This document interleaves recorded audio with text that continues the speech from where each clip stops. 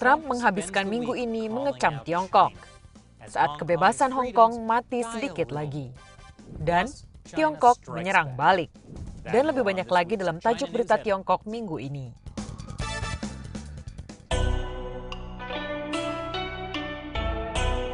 Kembali di Tiongkok Tanpa Sensor, saya Chris Chappell. Musim panas, tapi Presiden Trump tidak liburan. Oke, dia memang pergi golf, tapi dia juga sangat sibuk dengan Tiongkok. The Trump administration piled pressure on China Monday, rejecting nearly all of Beijing's territorial claims in the South China Sea.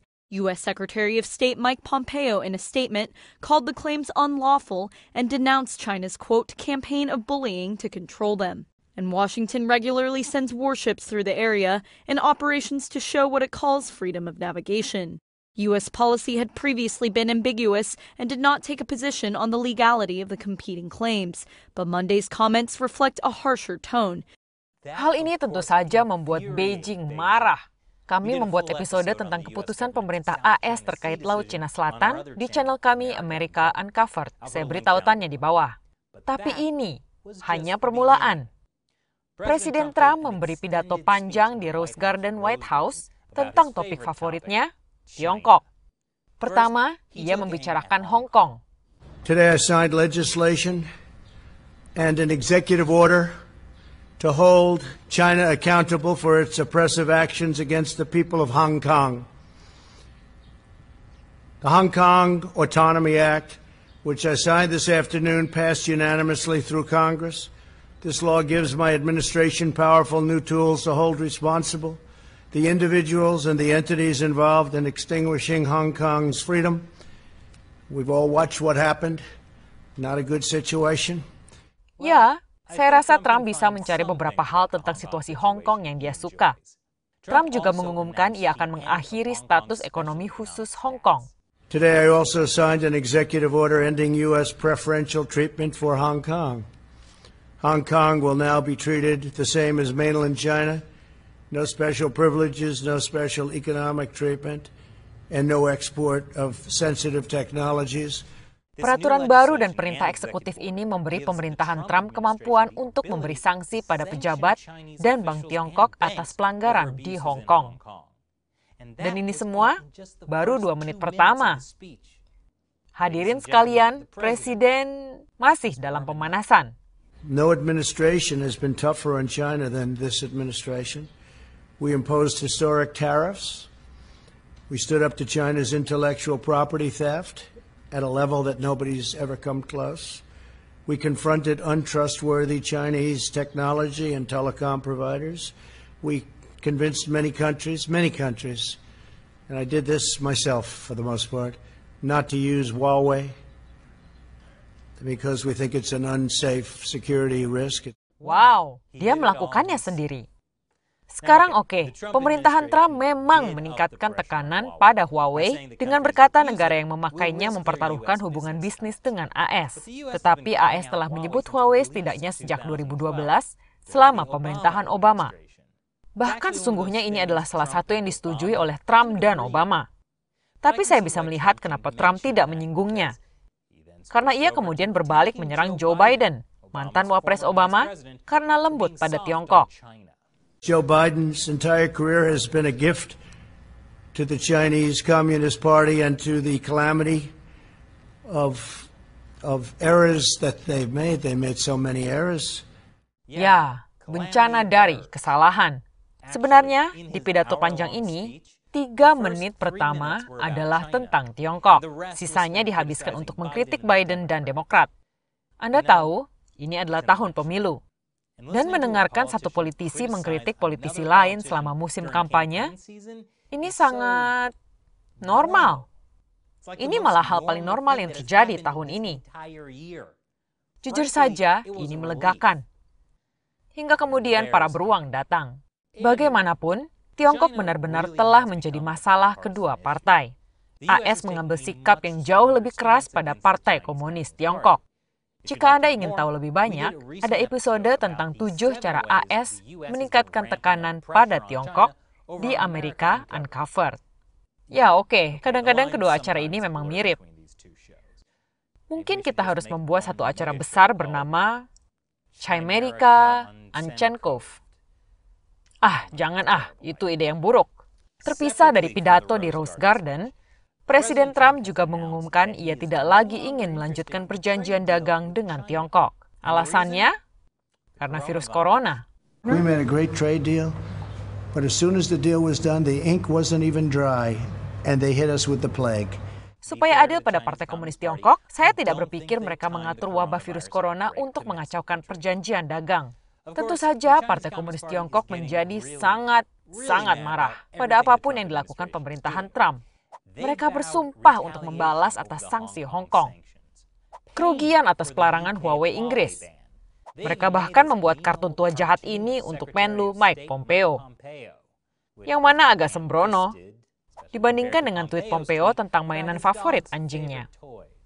Tapi merespon seluruh sanksi-sanksi ini, Partai Komunis Tiongkok melakukan salah satu taktik favoritnya. Jika kamu memukul saya memukul balik. Mereka memberi sanksi pada Lockheed Martin atas penjualan senjata ke Taiwan. Mengecewakan, terutama karena Lockheed Martin tidak berurusan dengan Tiongkok. Dan setelah AS berkata minggu lalu ia akan memberi sanksi pada pejabat Tiongkok atas penindasan Uighur, Tiongkok berkata ia akan memberi sanksi para anggota parlemen AS, termasuk Marco Rubio dan Ted Cruz. Ted Cruz benar-benar putus asa karenanya. Marco Rubio juga sangat kecewa. But I'm proud of that ban because it shows we're on the right side. Anytime a totalitarian and evil regime is against you, you know you're on the right side. Jadi, Tiongkok berusaha menampar balik, tapi sepertinya tamparan mereka tidak terlalu keras. Tapi, mereka menampar balik individu asing, biasanya dengan cara yang paling picik. Chris Buckley adalah reporter New York Times. Dan ia dipaksa meninggalkan Hong Kong karena otoritas menolak memperbaharui visa jurnalisnya. Persis seperti yang dilakukan daratan Tiongkok padanya di 2012. Dan lagi 2 bulan lalu. Jadi Hong Kong jadi semakin mirip dengan daratan Tiongkok. Dan banyak penduduk Hong Kong yang gugup karenanya. Yang menjelaskan mengapa dalam akhir minggu, orang Hong Kong sejumlah 600.000 muncul untuk memilih dalam pemilihan awal. Ini adalah 3 kali lebih banyak dari yang diharapkan penyelenggara. Pemilihan awal ini diorganisir oleh partai-partai pro-demokrasi Hong Kong. Mereka ingin orang-orang Hong Kong memilih para kandidat pro-demokrasi yang akan mewakili mereka di pemilihan badan legislatif pada bulan September. Jadi ini adalah pemilihan awal tidak resmi yang dirancang untuk menghindari partai pro-demokrasi memecah suara. Dan karena mereka tidak pernah melakukannya sebelumnya, penyelenggara berharap 170.000 orang akan memilih. Tapi 600.000 orang muncul. Dan itu terjadi terutama karena polisi Hong Kong. Sebelum pemilihan, polisi menggerebek kantor lembaga penelitian opini publik, perusahaan polling yang membantu mengorganisir pemilihan ini. Dan tidak ada yang membuat orang-orang bersemangat memilih selain mencoba menghentikan mereka memilih. Tapi semua itu tidak masalah lagi, karena kini Partai Komunis Tiongkok berusaha mengkriminalisasi voting itu. Anda tahu, partai-partai pro-demokrasi berusaha meraih mayoritas kursi di badan legislatif. Ini berarti lebih dari 35 dari total 70 kursi, yang mana hampir tidak mungkin, karena separuh kursi dipilih dengan voting dari grup khusus, yang mayoritasnya pro-Beijing. Tapi, mereka memiliki kesempatan tipis tahun ini. Itulah mengapa Partai Pro-Demokrasi menjalankan apa yang disebut kampanye 35+ untuk mendapatkan mayoritas itu. Itulah sebabnya diadakan pemilihan awal. Sekarang, Kepala Eksekutif Hong Kong Carrie Lam berkata pemilihan awal itu dan kampanye 35+ mungkin ilegal di bawah Undang-Undang Keamanan Nasional baru. I would just to put down a further note of warning.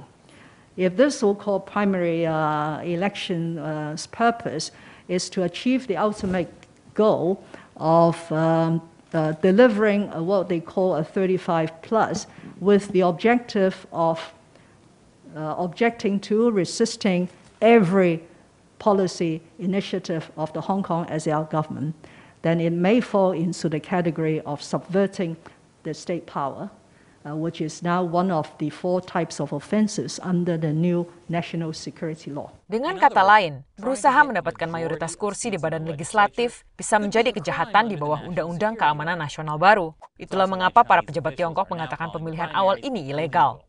Jadi kedengarannya pemilu September nanti akan menarik. Berbicara tentang Hong Kong, NBA.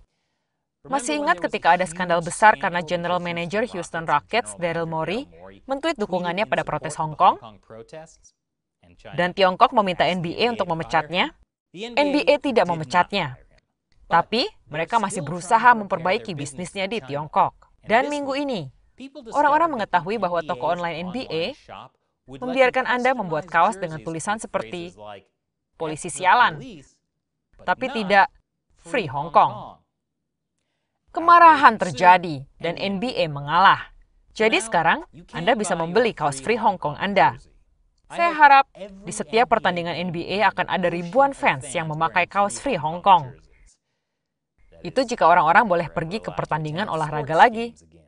Saya tidak sabar sampai kita boleh melakukan semua hal secara normal lagi, hingga beruang datang. Terima kasih telah menyaksikan. Saya Chris Chappell. Sampai jumpa.